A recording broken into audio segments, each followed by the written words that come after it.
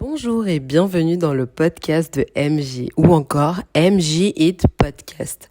Je suis moi-même MJ et bienvenue dans mon podcast.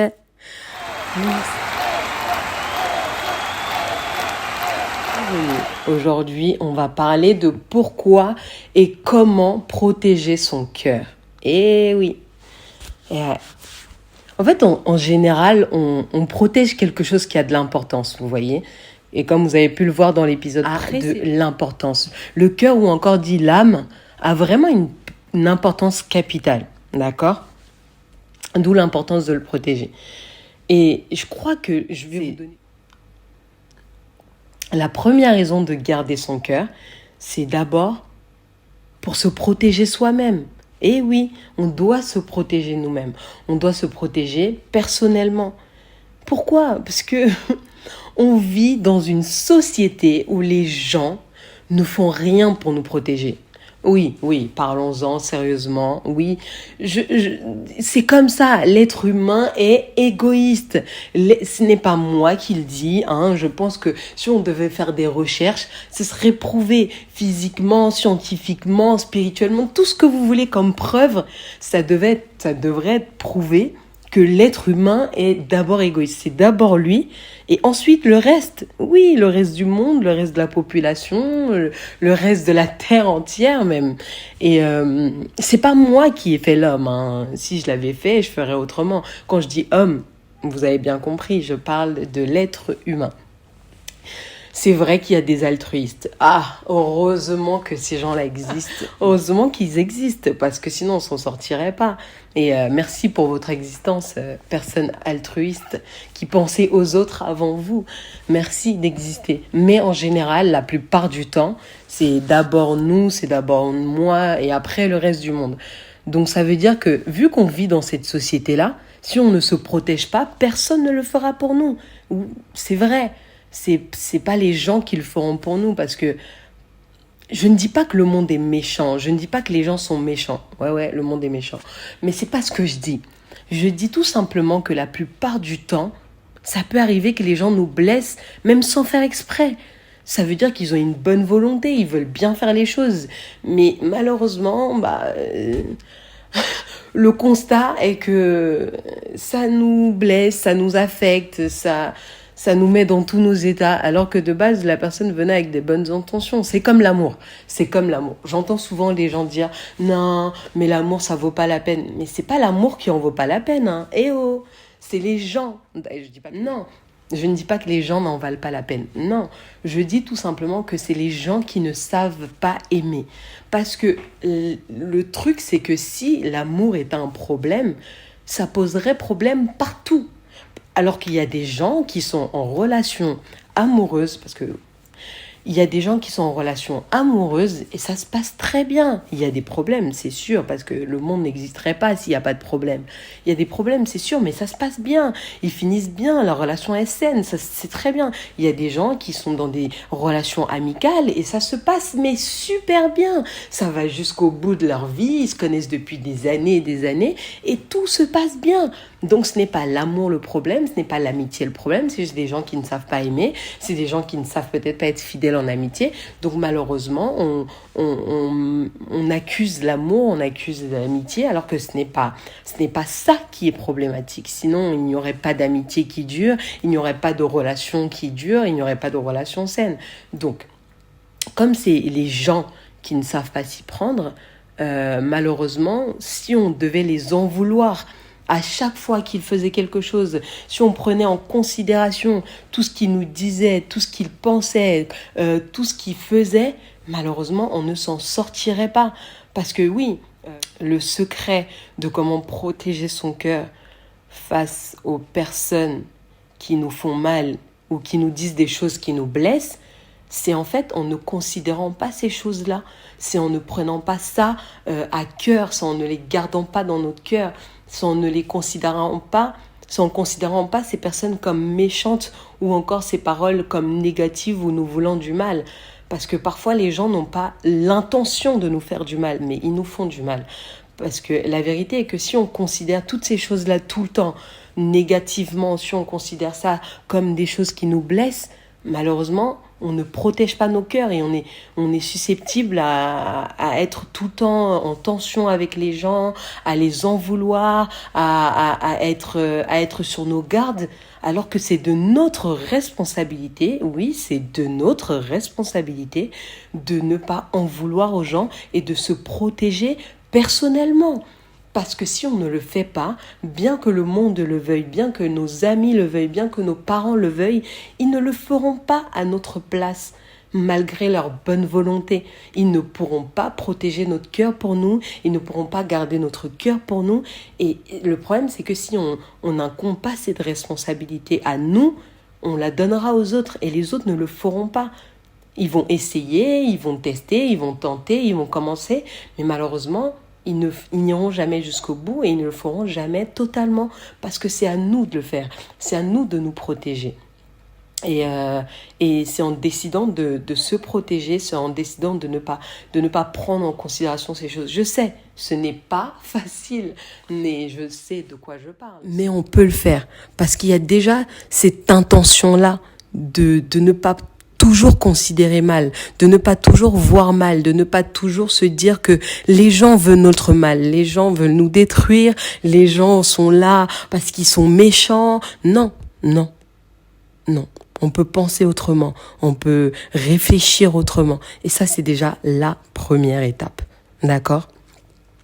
Donc, le deuxième point, ou encore la deuxième raison de comment garder son cœur et pourquoi garder son cœur, c'est tout simplement parce que ça nous permet de gérer nos émotions. Eh ouais les gars, eh ouais, ça nous permet de gérer nos émotions. Parce que quand on arrive à gérer nos émotions contre toute parole blessante, contre toute parole dévalorisante, contre toute action rabaissante ou encore contre toute attaque personnelle, parce que oui, il y a des attaques qui sont impersonnelles, mais il y en a d'autres, c'est vraiment la personne elle t'attaque, tu vois. Donc vraiment, elle vient là comme ça, elle t'attaque personnellement.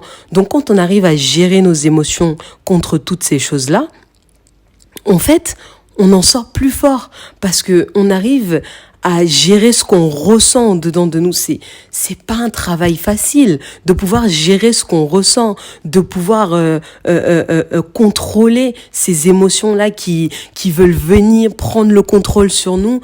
En fait, on peut vraiment arriver à gérer ça. On peut vraiment arriver à mettre des mots dessus et se dire non, on ne le veut pas, on ne l'accepte pas.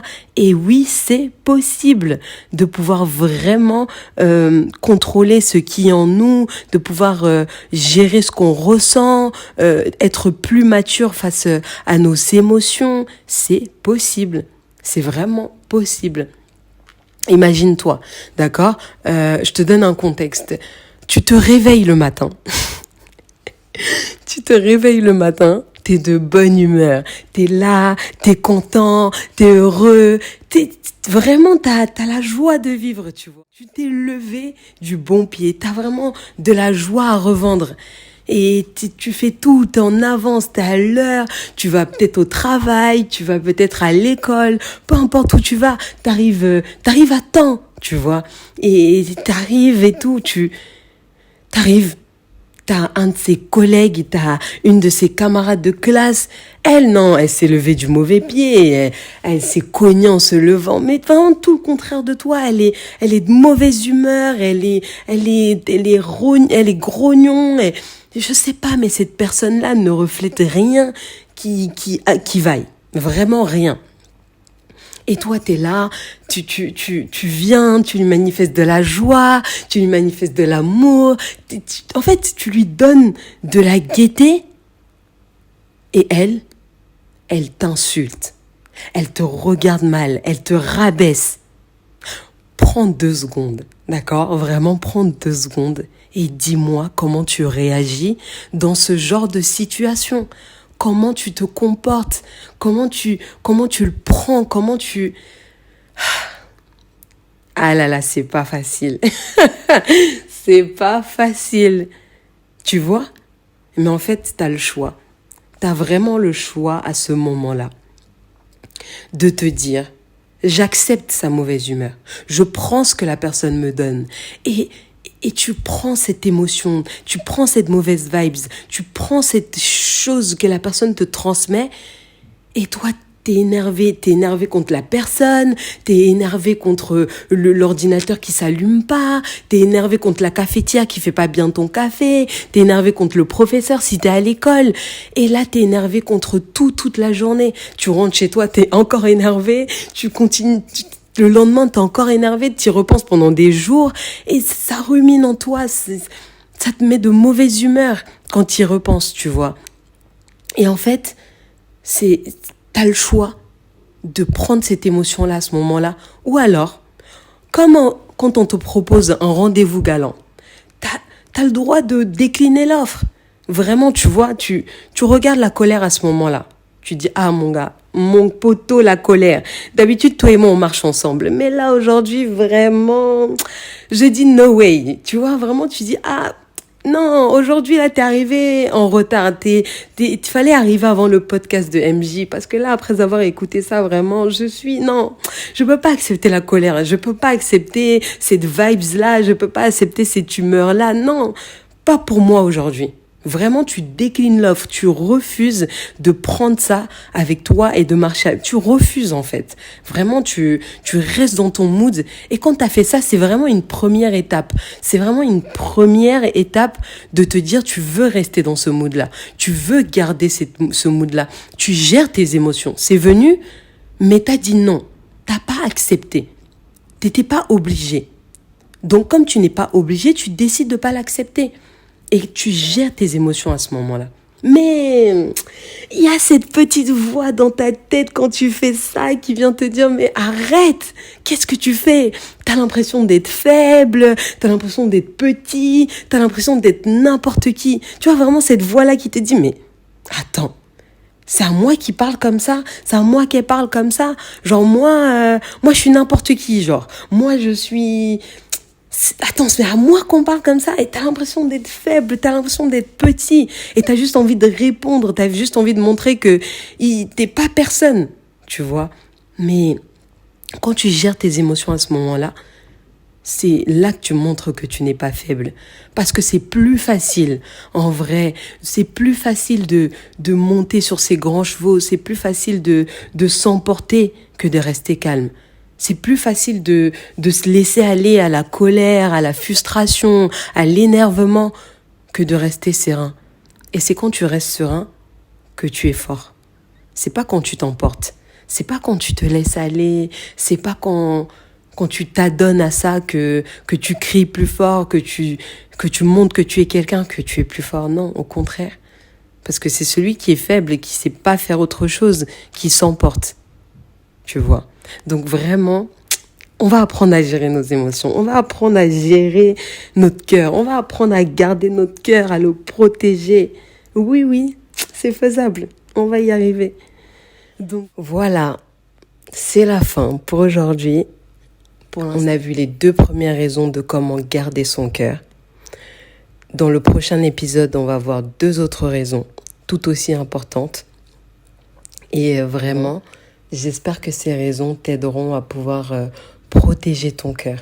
La première raison est de ne pas prendre systématiquement les choses qu'on te donne de façon négative. Tu peux voir les choses autrement. On ne vient pas toujours t'affecter. Et deuxièmement, c'est vraiment, tu as le choix. C'est toi qui décides si tu acceptes ce qu'on te donne ou si tu refuses. Tu as le choix.